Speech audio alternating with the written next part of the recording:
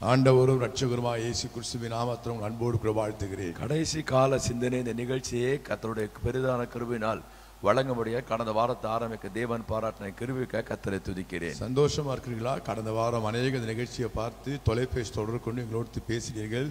அநேகருக்கு இது ஆசீர்வாதம் என்று கேள்வி பெற்று கர்த்தருக்குள் மகிழ்ச்சி அடைந்தோம். என்னுடைய மருமகனும் என்னுடைய மகளும் இணைந்து இந்த நிகழ்ச்சியை வழங்க ஆவியானவர் வழி நடத்தப்பட்டிருக்கிறார்கள். கட்டாயம் நான் ஏற்கனவே கடந்த வாரம் சொன்னது போல ஒரு நோட்டு, ஒரு டைரி அல்லது ஒரு பேனா வைத்து சொல்லுகிறதை தொடர்ந்து எழுதுங்க. ஏன்னா தொடர் செய்தி அப்படிதான் உங்களுக்கு தொடர்ந்து கவனிக்கும்போது மிகுந்த ஆசீர்வாதம். கடந்த வாரம் முகவரியாக சொன்னார். இன்றைக்கு அவர் ஜபம் பண்ணி ஆவியானவர் அவர்கள் சொன்னதை அவர் தியானம் பண்ணி ஜெபித்து வந்திருக்கிற செய்தியை நாம் ஜபத்தோடு கேட்போம்.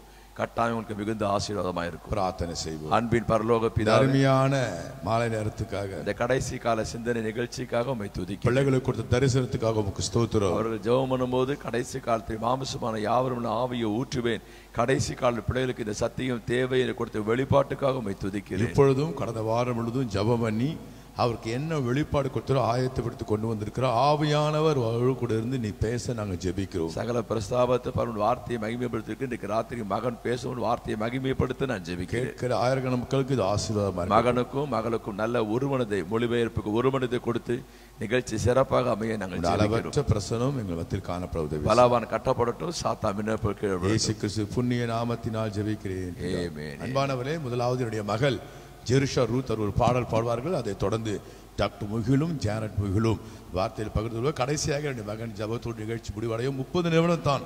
தயவுசெய்து காத்திருந்து கருத்தாய் கவனிங்கள். கர்த்தர் உங்களை ஆசீர்வதிப்பார். ஜெருஷா ரூத்.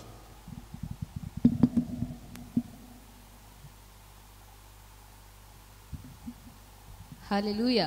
இந்த மாலை வேளையில் உங்களை சந்திப்பதில் மிகுந்த மகிழ்ச்சி அடைகிறேன். நம்ம எல்லாரும் சேர்ந்து ஒரு பாடலை பாடுவோம். ஒரு மகிமையின் மேகம் இந்த இடத்தை மூடுதே, ஒரு மகிமையின் மேகம் இந்த ஜனத்தை மூடுதே என்ற பாடலை உணர்ந்த வண்ணமாய் பாடுவோம். எங்களோடு சேர்ந்து இந்த பாடலை பாடுங்க. விலகாத மேகம் அவர். ஆமென். ஆவியானவர் நம்முடைய பேச்சில், நம்மளுடைய மூச்சில், நம்மளுடைய உணர்வில் அவர் கலந்திருக்கிறார் சொல்லி இந்த வரிகள் சொல்கிறது.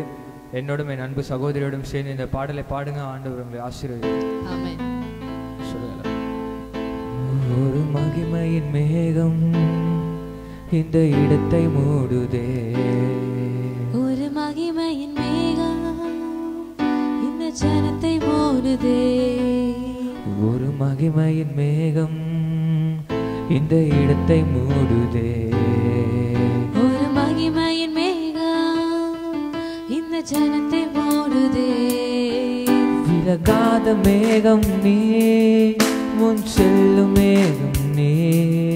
விலகாத மேகம் சொல்லுங்க. ஆவியானவர் உங்களை வீட்டில் கூப்பிடுங்க. எல்லாரும் செல்லும் எல்லா கரங்களை வைத்து கண்களை மூடி சொல்லுங்க. ஆவியானவரே, அன்பின் ஆவியானவரே, வல்ல ஆவியானவரே, மகிமையின் ஆவியானவரே, அன்பின் ஆவியானவரே, வல்ல ஆவியானவரே, தெளிவின் ஆவியானவரே. கண்களை மூடி சொல்லுங்க. ஆவியானவரே எங்கள் வீட்டில் இறங்கும்.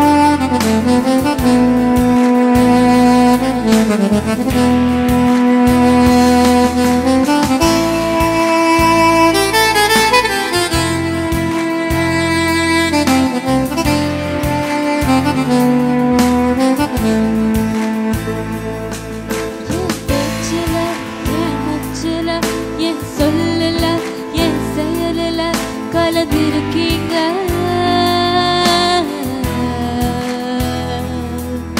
என் நினைவுல, என் நடத்தையில, என் உயிரில, என் உணர்வுல கலந்திருக்கீங்க.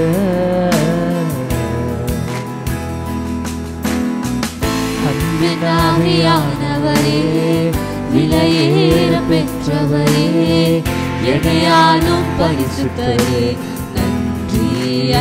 உண்மை ஆண்டவரை பார்த்து சொல்லுங்க. அன்பின் ஆவியானவரே, விலையேற பெற்றவரே, என்னையாலும் பரிசுத்தரே. மூடி உணர்ந்தவனமாக கரங்களை வைத்து சொல்லுங்க. ஆவியானவரே, அன்பின் ஆவியானவரே, வல்ல ஆவியானவரே, தெளிவின் ஆவியானவரே, மகிமையின் ஆவியானவரே, அன்பின் ஆவியானவரே, வல்ல ஆவியானவரே தெளிவின் ஆவியானவரே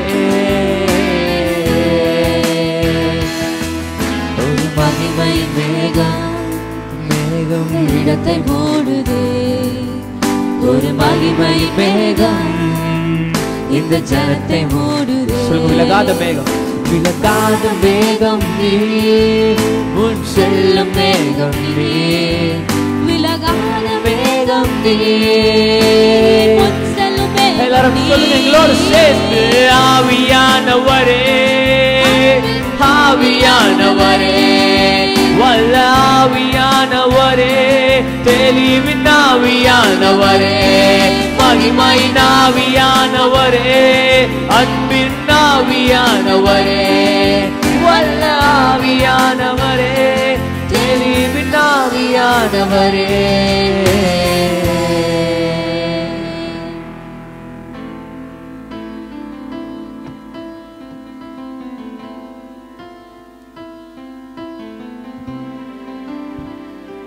ஹல்லேலூயா. ஹல்லேலூயா. ஆண்டவரும் இரட்சகருமாகிய இயேசு கிறிஸ்துவின் நாமத்தினாலே உங்களை அன்போடு வாழ்த்துகிறேன். I greet everyone in the name of the Lord and Savior Jesus Christ. எல்லாரும் சந்தோஷமா இருக்கீங்களா? Are you all happy? கடந்த வாரம் நாம் யார் இந்த பரிசுத்த ஆவியானவரை குறித்து நாம் திட்டமும் தெளிவுமாக பார்த்தோம். Last week we saw about who is the Holy Spirit. இந்த வாரம் நாம் ஏன் அவரை பெற்றுக்கொள்ள வேண்டும் என்பதை குறித்து நாம் பார்க்க போகிறோம். This week we are going to see why we should get the Holy Spirit. எல்லாரும் கண்களை மூடி Let us all close our eyes. நம்முடைய பரமபிதாவை நோக்கி பார்ப்போம். Let us all look the Lord into prayer. ஆவியானவரே அன்பின் ஆவியானவரே வல்ல ஆவியானவரே தெளிவின் ஆவியானவரே மகிமையின் ஆவியானவரே அன்பின் ஆவியானவரே வல்ல ஆவியானவரே தெளிவின் ஆவியானவரே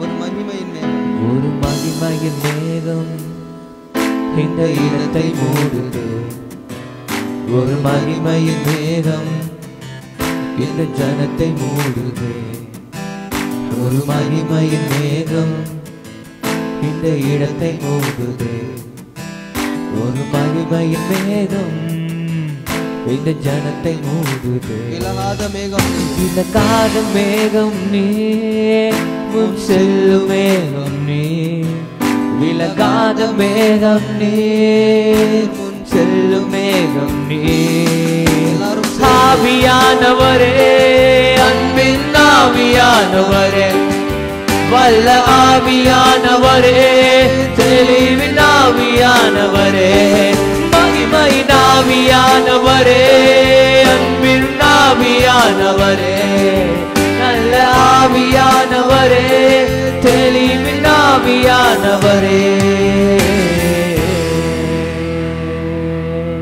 ஆதியிலே வார்த்தை இருந்தது. In the beginning was the word. அந்த வார்த்தை தேவனிடத்தில் இருந்தது. The word was with God. அந்த வார்த்தை தேவனாய் இருந்தது. And the word was God. 2000 ஆண்டுகளுக்கு முன்பு வார்த்தையாகிய நீர் மனிதனாக இந்த பூமிக்கு இறங்கி வந்தீரே. Before 2000 years ago you came as a word to this world. இப்பொழுதும் இந்த இடத்திலே இறங்கி வாரும் மகிமைப்படும். Now today you come down and be glorified. அடியேன் திக்குவாயும் மந்தனாவும் உள்ளவன். Your servant is struck in tongue and slow of speech. நீர் என் வாயோடு இருந்து நான் பேச வேண்டியதை எனக்கு போதித்தரும். You be with my mouth and guide me what to talk. சகல துதி கனம் மகிமை அனைத்தும் ஒருவருக்கே செலுத்துகிறோம் எங்கள் பிதாவே. Let all the glory and honor and praise be to you.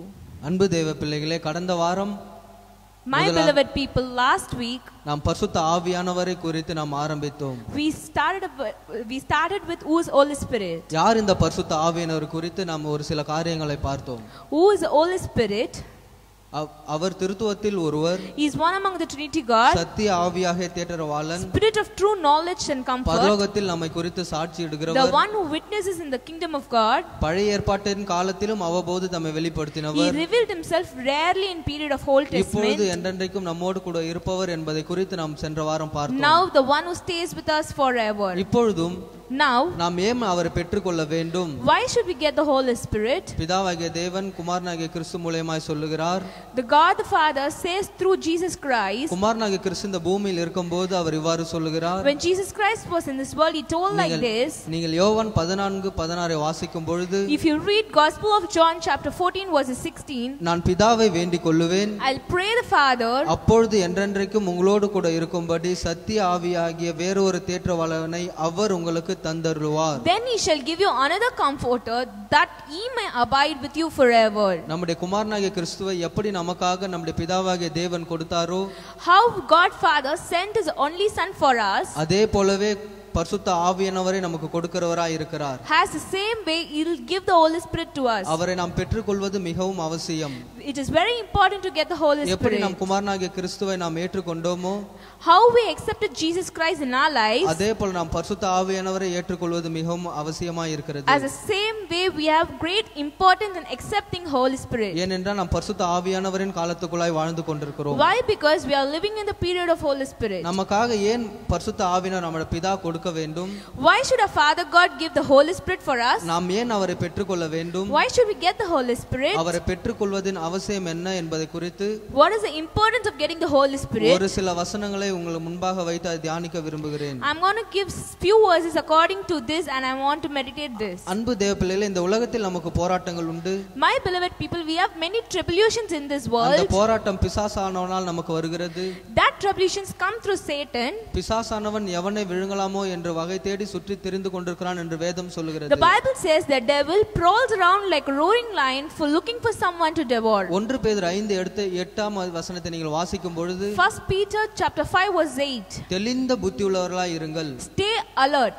தெளிந்த புத்தி உள்ளவர்களாய் இருங்கள். Stay alert. ஏன் என்று சொன்னால், Why? Because உங்களை எதிராளியான பிசாசானவன் the great enemy of you, கெர்ச்சிக்கிற சிங்கம் போல் எவனை விழுங்கலாமோ என்று வகை தேடி சுற்றி he திரிகிறான். prowls around like a roaring lion looking for someone to devour. நாம் சாத்தானின் கையில் விழாமல் இருக்கும்படிக்கு We should not fall in the hands of நாம் இந்த Satan. பரிசுத்த ஆவியானவரை பெற்றுக்கொள்வது மிகவும் அவசியம். So that is very important to get the Holy Spirit. பரிசுத்த ஆவியானவர் நமக்குள்ளாய் வரும்போது, When we get the Holy Spirit, அவர் நம்மை போதித்து வழிநடத்துகிறாராய் he will இருக்கிறார். guide us.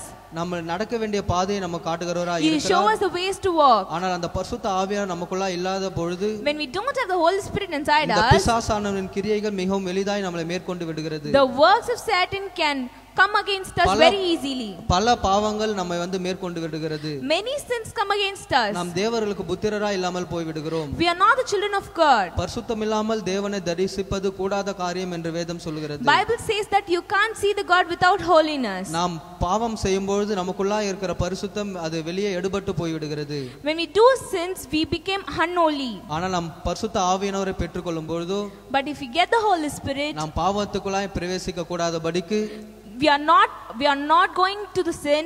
அந்த பரிசுத்த ஆவியானவர் நம்மை போதித்து வழிநடத்துகிறவராய் The இருக்கிறார். Holy Spirit will guide us and will just teach us the way. இந்த பிசாசானவன் எப்படி நமக்கு போராட்டங்களை கொண்டு வருகிறான்? How does the Satan brings tribulations to இந்த us? பரிசுத்த ஆவியானவர் எப்படி நம்மை அதிலிருந்து மீட்டு கொண்டு வருகிறார் How என்பதை does the குறித்து Holy Spirit redeems us from that? நாம் கொஞ்ச நேரம் அதை தியானிக்க We are போகிறோம். going to meditate that. நாம் அனைவருக்கும் தெரிந்த ஒன்று, நாம் மாமிசம் ஆவி என்று நம் சரீரத்தை குறிப்பிடுகிறோம். Everyone knows that we just intimate our body as flesh and spirit. ஆதியிலே தேவன் ஆதாமை உருவாக்கும் போது இந்த மண்ணினாலே உருவாக்கினார் என்று வேதம் In சொல்கிறது. the beginning, Bible says when God created Adam, he created from the dust. அதன் பின்பு ஆதாமுக்கு அவர் சுவாசத்தை ஊதும் போது அவர் ஜீவாத்மாவானான் என்று வேதம் சொல்கிறது. After that, when he gave his breath, he became as a living இந்த creature. சரீரத்திலே மாம்சமும் இருக்கிறது, தேவன் கொடுத்த ஆவியும் இருக்கிறது. In this body, we have the flesh and the spirit given by God. இந்த ஆவியை பிசாசானவனால் ஒன்றும் செய்ய முடியாது. Devil can't do anything with the spirit. ஏன் என்று சொன்னால் அது கர்த்தர் கொடுத்தது.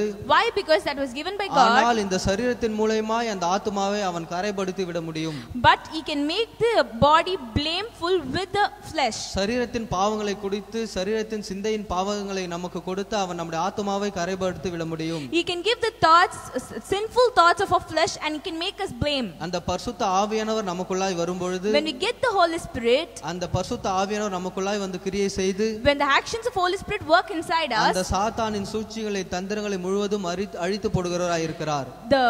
the works of Satan will be removed from us totally. நீங்கள் கலாத்தியர் 5:17 வாசிக்கும் பொழுது, When you read book of Galatians chapter 5:17, மாம்சம் ஆவிக்கு விரோதமாகவும் for the flesh lusts against the spirit, ஆவி மாம்சத்துக்கு விரோதமாகவும் இச்சிக்கிறது, and the spirit against the flesh, இவை ஒன்றுக்கொன்று விரோதமாய் இருக்கிறது என்று வேதம் and these are சொல்கிறது. contrary one to one. நம்முடைய ஆவி, Our spirit, மாம்சம், our flesh, இது ரெண்டும் ஒன்றோடு ஒன்று சேர்ந்தது அல்ல. these both doesn't belong to each இது other. ஒன்றோடு ஒன்று விரோதமாய் இருக்கிறது என்று வேதம் These both சொல்கிறது. are contrary to one another. நாம் ஆவியிலே நடக்கும்போது பரிசுத்த ஆவி நமக்குள்ள இருக்கிறார். When we walk through the spirit, Holy Spirit is with us. ஆனால் இந்த பரிசுத்த ஆவியானவர் நமக்குள்ள இல்லாத பொழுது இந்த பிசாசானவன் வந்து மாம்சத்துக்குரிய கிரியைகளை நமக்கு கொடுத்து நம்ம அசுத்தப்படுத்தி விடுகிறவனா இருக்கிறான். When we don't have the Holy Spirit in us, the Satan gives the works of fleshly things and he makes us blameful. என்னென்ன காரியங்களை குறித்து நம்மை அவன் பாவத்தில் விழ தள்ளுகிறான். With what are the things Satan pushes us to the sin? அப்போஸ்தலனாகிய பவுல் கலாத்திய சபைக்கு எழுதும்போது, Apostle Paul writes to the church of Galatians, அவர் மாம்சத்தின் கிரியைகளை குறித்து பின்வரும்படி சொல்லுகிறார். the works of flesh he gives us. மாம்சத்தின் கிரியைகள் வெளியரங்கமாயின, The works of flesh are evident. அவைகளாவன, Which are that? நன்றாக கவனிங்கள், விபச்சாரம், Listen carefully: adultery, வேசித்தனம், fornication, அசுத்தம், uncleanness, காம விகாரம், lewdness, விக்கிர ஆராதனை, idolatry, பில்லி சூனியம், sorcery, பகைகள், hatred, விரோதங்கள், contentions, வைராக்கியங்கள், jealousies, கோபங்கள், outbursts of wrath, சண்டைகள், selfish, பிரிவினைகள், ambitious, மார்க்க பேதங்கள், decisions, பொறாமைகள், heresies, கொலைகள், envy, வெறிகள், murders, களியாட்டுகள், drunkenness and revelries. இப்படிப்பட்ட பாவங்களை குறித்து நம்மை விழ செய்கிறவனா இருக்கிறான். He gives like this sort of things and he makes us to fall down. நீங்கள் தொடர்ந்து வாசிக்கும் பொழுது இப்படிப்பட்ட பாவங்களை செய்கிறவர்கள் தேவனுடைய ராஜ்யத்தை சுகந்தரிப்பதில்லை என்று வேதம் நமக்கு திட்டமும் தெளிவுமாய் If you சொல்கிறது. continue to read this, those who do these kind of things can't inherit the kingdom of God. நாம் யாரும் பரலோக ராஜ்யம் செல்ல முடியாது. We can't go to the kingdom of God. எப்பொழுது இப்படிப்பட்ட பாவங்கள் நமக்குள்ளாய் பிரவேசிக்கும் பொழுது, When we can't go to the kingdom of God, when these types of sins come in our lives, இந்த பாவத்துக்கு நாம் உட்பட்டு இந்த பாவத்துக்கு கீழ்ப்படிந்து நாம் பாவத்துக்குள்ளாய் பிரவேசிக்கும் பொழுது, when we obey the sins and do these sins, நாம் பரலோக ராஜ்யத்துக்கு செல்ல முடியாது. we can't go to the kingdom of God. இந்த பரிசுத்த ஆவியானவர் நமக்குள்ளாய் வரும்பொழுது என்ன நடக்கும்? When the Holy Spirit comes inside, what happens? நீங்கள் யோவான் 14:26 வாசிக்கும் If பொழுது, you read Gospel of John chapter 14 verse 26, என் நாமத்தினாலே பிதா அனுப்ப போகிற in my name the Father gonna send பரிசுத்த ஆவியாகிய தேற்றவாளனே எல்லாவற்றையும் உங்களுக்கு போதித்து, the comforter which is the Holy Spirit will guide you. நான் உங்களுக்கு சொன்ன எல்லாவற்றையும் உங்களுக்கு நினைப்பூட்டுவார் என்று குமாரனாகிய கிறிஸ்து சொல்லி இருந்தார். He will bring all the things to your remembrance whatsoever I said unto you. இந்த பரிசுத்த ஆவியானவர் நமக்குள்ளாய் வரும்போது நம்மளை போதித்து வழிநடத்துகிறவராய் இருக்கிறார். When we get the Holy Spirit, he guides us and teaches the way. அந்த அவருடைய போதனைக்குள்ளாய் நாம் கீழ்ப்படிந்து நடக்கும் பொழுது, When we obey his teachings, அவர் போதனைக்குள்ளாய் நாம் அவருடைய போதனை முழுவதும் நாம் நமக்குள்ளாய் ஏற்று நாம் கீழ்ப்படிந்து நடக்கும் பொழுது, when we accept and obey the teachings of Holy Spirit, மேலே சொன்ன இந்த பாவங்கள் அனைத்தையும் நாம் விலக்கி ஓடி நாம் பரிசுத்தமாய் வாழ நாம் கடமைப்பட்டுள்ளோம். the above told sins we should go against that. இந்த பாவங்கள் பிசாசினால் வருகிறது. These sins come through Satan. இப்போ பாத்தீங்கன்னா இந்த உலகத்துல பல பாவங்களை கொடுத்து பிசாசானவன் எல்லாரும் விழுங்குகிறவனா இருக்கிறான். If you see nowadays, he gives more sins in this world and he prowls everybody. யாரும் தன்னை நான் பாவி இல்லை என்று சொல்ல முடியாது. No one can say I am sinless. ஏன்னா ஒரு சின்ன பாவம் கூட நம்ம கரைப்படுத்தி விடுகிறது. Small sin also make us blameful. பரிசுத்தம் என்று சொன்னால் முழுவதுமாக கழுவப்படுதல்.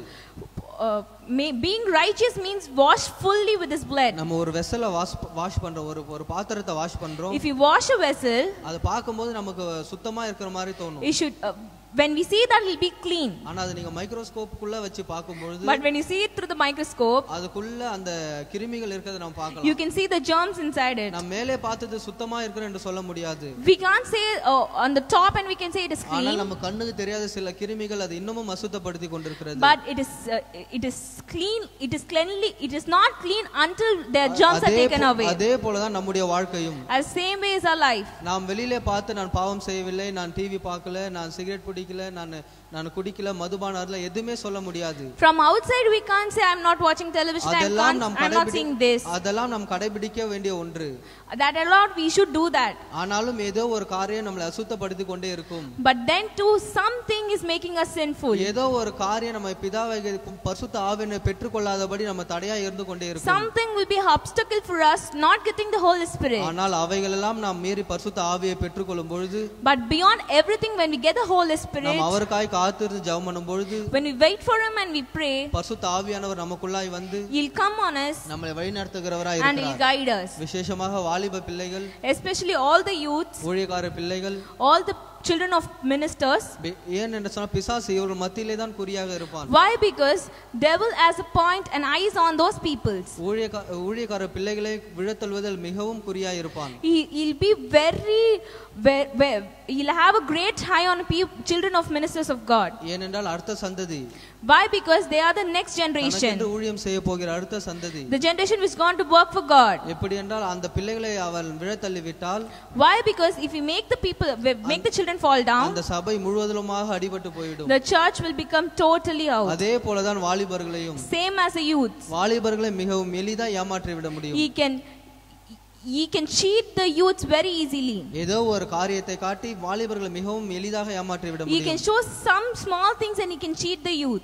அதே போல அதனால்தான் இன்று अनेक வாலிபர்கள் பாவத்துக்குள்ளாய் பாவ வாழ்க்கைக்குள்ளாய் சிக்கி தவித்துக் கொண்டிருக்கிறார்கள். That's why today many youths are in sinful life. அந்த வாலிபர்கள் அனைவரும் பரிசுத்த ஆவியானவரை வேண்டிக் கொள்ளும் பொழுது, When they pray to the Holy Spirit, அந்த பரிசுத்த ஆவியானவரை நாம் பெற்றுக்கொள்ளும் பொழுது, when they get the Holy Spirit, பரிசுத்த ஆவியானவர் அவர்களுக்குள்ளாய் வந்து the Holy Spirit will come inside them அவர்களை முழுவதும் பரிசுத்தப்படுத்தி and make them holy. அவர் வாழ்க்கை முழுவதும் வழிநடத்த வல்லவராய் He guide them இருக்கிறார். throughout their lives. நீங்க ரோமர் 8:5 வாசிக்கும் When பொழுது, you read Romans 8:5, அன்றி மாம்சத்தின்படி நடக்கிறவர்கள் those who live according to flesh மாம்சத்திற்குரியவர்களை சிந்திக்கிறார்கள், set their minds on things of the flesh. ஆவியின்படி நடக்கிறவர்களோ But those who live according to the Spirit ஆவிக்குரியவைகளை சிந்திக்கிறார்கள். set their minds on the things of the Spirit. நாம் மாம்சத்தின்படி நடக்கும் பொழுது When we live according to the flesh, இந்த உலகத்துக்குரிய காரியங்களை நாம் சிந்தித்துக் கொண்டிருக்கிறோம். we think upon the things of the world. எங்க வீடு வாங்கலாம், Where can we get a house? எப்படி சொத்து சொகத்தை சேர்த்து Where வைக்கலாம், can we get the treasures? எப்படி நம் பிள்ளைகளை படிக்க வைத்து முன்னேற்றலாம், How can we make our children study? எப்படி நாம் பொன் பொருள் ஆபரணங்களை வாங்கலாம் How என்று can சொல்லி we get jewels, gold இந்த and those things? உலகத்துக்குரிய காரியங்களை நாம் சிந்தித்துக் கொண்டிருக்கிறோம். We think only about the worldly things. அதெல்லாம் இந்த உலகத்தை முடியும் பொழுது மண்ணோட மண்ணாக போய்விடும். All those things will go to the dust when the world gets over. ஆனால் தேவன் கொடுத்த இந்த ஆத்துமா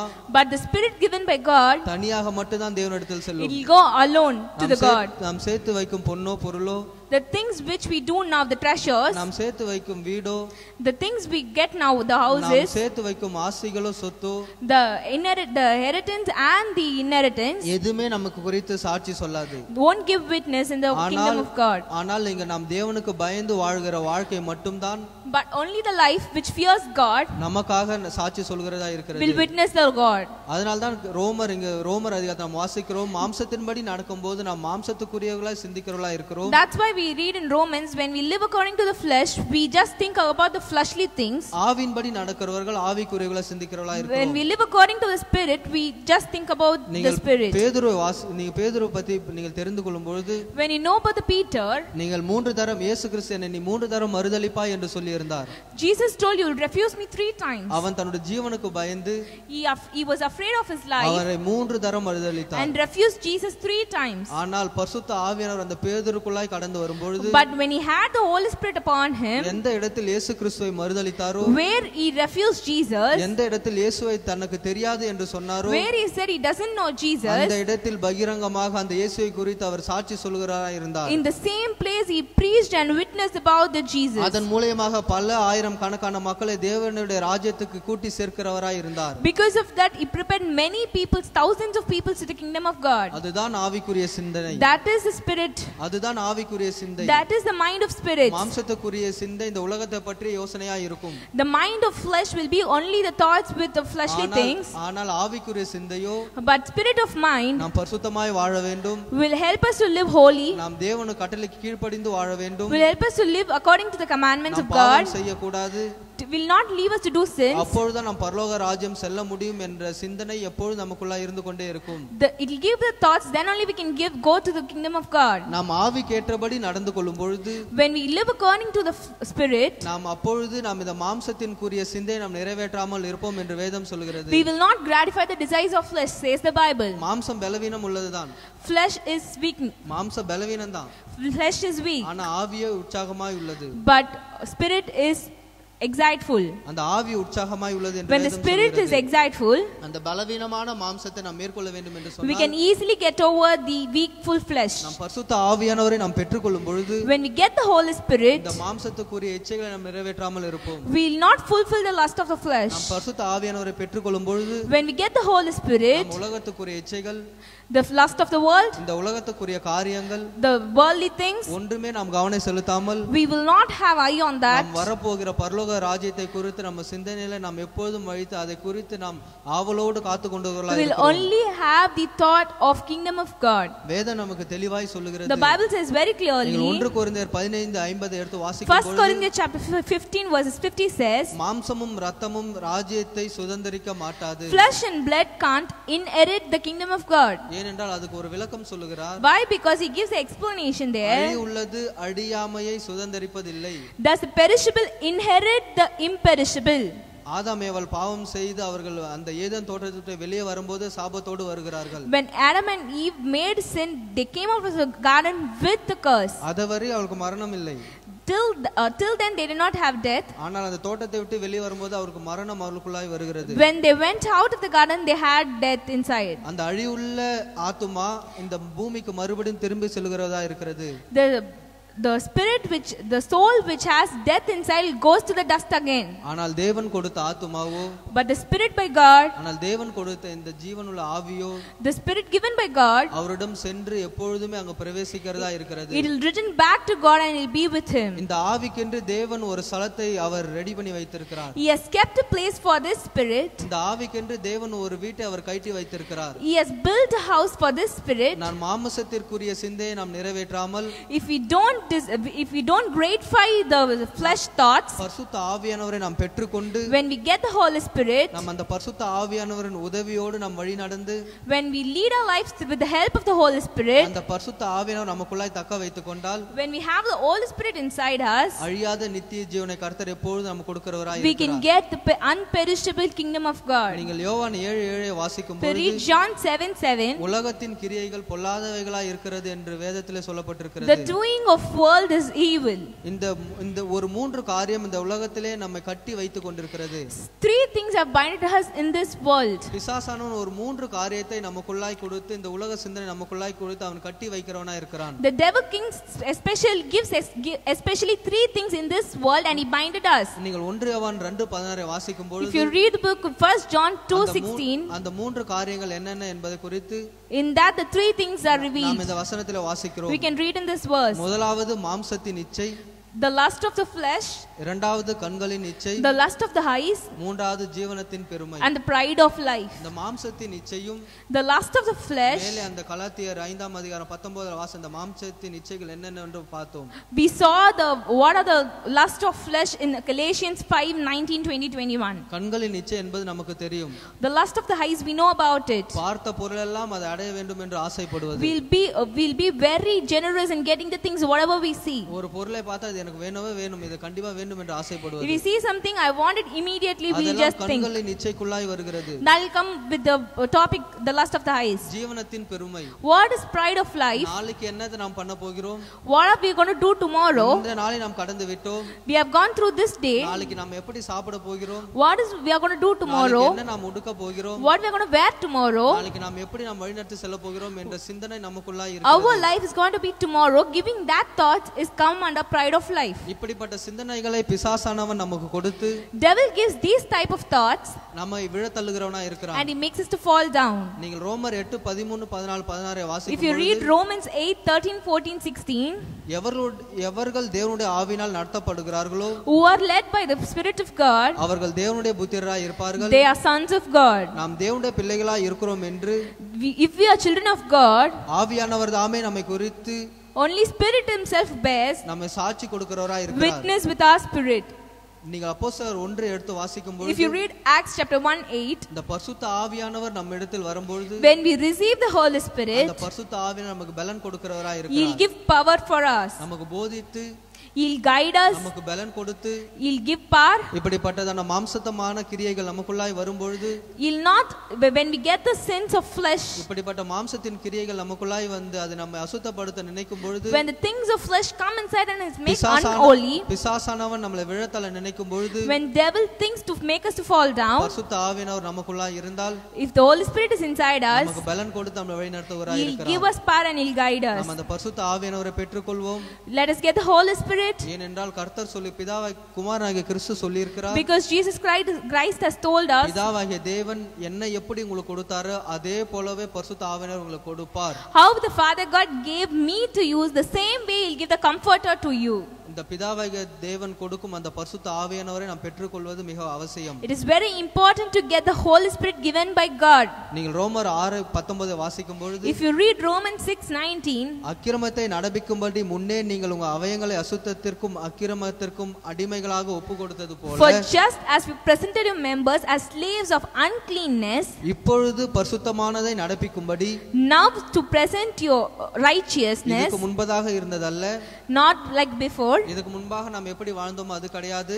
Like we did not live before. இப்போது நாம் பரிசுத்தத்திற்காக நம்மை நடப்பிக்கும்படி நம்முடைய அவயங்களை ஒப்பு கொடுக்கும் பொழுது, Now we should present our members to be like righteous. பரிசுத்த ஆவியானவர் நமக்குள்ளாய் வந்து Holy Spirit will come inside us. நம்மளை வழிநடத்துவராய் இருக்கிறார். He'll guide us. இன்றைய தியானம், Today's நாம் meditation, நாம் பரிசுத்த ஆவியானவர் யார் என்பதை பார்த்தோம். we saw who is the Holy Spirit. இப்பொழுது இந்த வாரம் இன்றைக்கு நாம் இந்த பரிசுத்த ஆவியானவரை ஏன் பெற்றுக்கொள்ள வேண்டும் என்று பார்த்தோம். This week we saw why we should get the Holy பிசாசின் Spirit. கிரியைகளை நம்மளை மேற்கொள்ளாதபடிக்கு, We should get the Holy Spirit not because devil's things should not come over us. பிசாசின் மாம்சத்தின் அந்த கிரியைகள் நம்மளை மேற்கொள்ளாதபடிக்கு, The fleshly things should not come over us. நாம் பரிசுத்தத்துக்குள்ளாய் நடக்க வேண்டும் என்று சொன்னால், We should go inside the இந்த holiness. பரிசுத்த ஆவியானவரை நாம் பெற்றுக்கொள்வது மிகவும் அவசியம். We should get the Holy Spirit. இந்த பரிசுத்த ஆவியானவரை பெற்றுக்கொள்ளும்படி To get the Holy Spirit, நம்மை நாம் ஒப்பு கொடுப்போம். we should surrender கர்த்தர் இந்த ourselves. பரிசுத்த ஆவியானவரை நமக்கு கொடுத்து, God will give the Holy Spirit. இப்போது இருக்கும் இந்த சூழ்நிலையை நமக்கு சாதகமாக மாற்றி,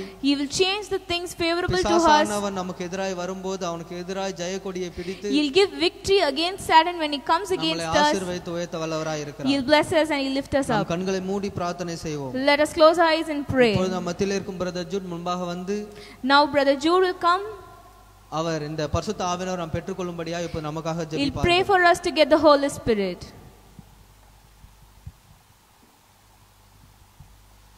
பிரியமானவர்களே, இதுவரை நம்ம ஒரு அருமையான ஒரு சத்தியத்தை கேட்டோம். பரிசுத்த ஆவியானவர் நாம் எதற்கு பெற்றுக்கொள்ள வேண்டும் என்று ஒரு சத்தியத்தை நாம் கேட்டோம். உங்க எல்லாருக்கும் மிகவும் பிரயோஜனமா இருக்கும் என்று கர்த்தருக்குள் விசுவாசிக்கிறேன். இப்பொழுது நாம் ஜெபம் செய்ய போகிறோம். 2 காரியங்களுக்காக நாம் ஜெபம் செய்ய போறோம். முதலாவதாக பரிசுத்த ஆவியை எதுக்கு பெற்றுக்கொள்ள வேண்டும் என்றால், நம்முடைய வாழ்க்கையில சத்ருவின் கிரியைகளை நாம் மேற்கொள்ளும்படியாக மற்றும் பரிசுத்தமாக இருக்கும்படியாக நாம் கர்த்தருடைய பரிசுத்த ஆவிக்காக வேண்டி நாம் ஜெபம் செய்ய போகிறோம். என்னோடு சேர்ந்து நீங்களும் ஜெபியுங்கள். முதலாவதாக நீங்க உங்களை ஒப்பு கொடுங்கள். ஒப்பு கொடுத்தாதான் பரிசுத்த ஆவியானவர் இறங்கி வருவார். நான் மட்டும் ஜெபிப்பது பிரயோஜனமற்றது. நீங்கள் யார் யாரெல்லாம் இந்த நிகழ்ச்சியை பார்த்து கொண்டிருக்கீங்களோ, அப்பா எனக்கு பரிசுத்த ஆவியானவர் ஊற்றுங்க அப்பா என் மேல. யார் யாரெல்லாம் பரிசுத்த பெற்றுக்கொள்ளியோ என் கூட சேர்ந்து முதலாவது நீங்க ஒப்பு கொடுங்கள். கர்த்தர் உங்களுக்கு நிச்சயமாக பரிசுத்த ஆவியானவர் கொடுத்து உங்களை ஆசீர்வதிக்க வல்லவராக இருக்கிறார். ஜெபம் செய்வோமா? அன்பின் பரலோக பிதாவே, இந்த அருமையான மாலை வேளைக்காக நன்றி செலுத்துகிறோம் அப்பா. இப்பொழுதும் ஆண்டவரே என்னோட இணைந்து யார் யாரெல்லாம் எனக்கு பரிசுத்த ஆவியானவர் ஒத்தாசை வேண்டும் ஆண்டவரே, எனக்கு அனாயிட்டிங் வேண்டும் என்று யார் யாரெல்லாம் ஆண்டவரே உம்மை நோக்கி கூப்பிடுகிறாரோ, ஒவ்வொருவரும் ஆண்டவரே எந்த இடத்துல இருந்து கூப்பிடுறார்களோ அவர் வீட்டில் நீர் இறங்கி வந்து ஆண்டவரே அபிஷேகத்தால் நிரப்பும்படியா ஜெபிக்கிறேன் ஆண்டவரே. யார் யாரெல்லாம் அப்பா எங்கள் பிசாசினால் பாதிக்கப்பட்டிருக்கிறார்களோ ஆண்டவரே, பரிசுத்தம் இல்லாமல் இருக்கிறார்கள், எங்கள் பரிசுத்த ஆவியானவர் வேண்டும் என்ற சத்தியத்தை நாங்கள் கேட்டோம் ஆண்டவரே. அவர் மேல் ஆண்டவரே பரிசுத்த ஆவியானவர் இறங்கும்படியா ஜெபிக்கிறேன் அப்பா. ஆண்டவரே ஒரு விஷயம் ஆண்டவரே ஒவ்வொரு நீர் அபிஷேகம் பண்ணும்படியா ஜெபிக்கிறேன். அபிஷேகத்தின் ஆவி ஆண்டவரே ஒவ்வொரு மேல் நீர் ஊற்றும்படியா ஜெபிக்கிறேன் ஆண்டவரே. அவருக்கு அதிலிருந்து வெளியே கொண்டு வர பரிசுத்தமாக்க தங்களை ஒப்பு கொடுத்திருக்காங்க ஆண்டவரே. அவரை நீர் விடுதலை ஆக்கும்படியா ஜெபிக்கிறேன் ஆண்டவரே. இந்த நிகழ்ச்சியை பார்த்த ஒவ்வொரு மக்களும் நீர் ஆசீர்வதிக்கும்படியா ஜெபிக்கிறேன். நீர் இந்த அடுத்த வாரம் முழுவதும் நீர் அவரை பரிசுத்த ஆவியால் ஆளுகை செய்து நடத்தும்படியா ஜெபிக்கிறேன். இயேசு கிறிஸ்துவின் நாமத்தினால் ஜெபிக்கிறேன் பிதாவே, ஆமேன் ஆமேன். பிரியமானவரே, இந்த நிகழ்ச்சியை உங்களுக்கு ஆசீர்வாதமா இருக்கும் நம்புறேன். இந்த வாரம் முழுவதும் நீங்க பரிசுத்த ஆவிக்காக கெஞ்சுங்கள். அடுத்த புதன்கிழமையும் இதோட தொடர் செய்தியை டாக்டர் முகில்ராஜ் அவர்களும் ஜானட்டும் கொண்டு வருவார்கள். தொடர்ந்து நீங்கள் மட்டுமல்ல உங்கள் நண்பர்கள் எல்லாருக்கும் ஷேர் பண்ணுங்கள். உங்களுடைய ஸ்பிரிச்சுவல் லைஃப் growthக்கு இது மிகவும் யூஸ்ஃபுல்லாக இருக்கும். தொடர்ந்து பாருங்கள். கர்த்தர் உங்களை ஆசீர்வதிப்பார். God bless you.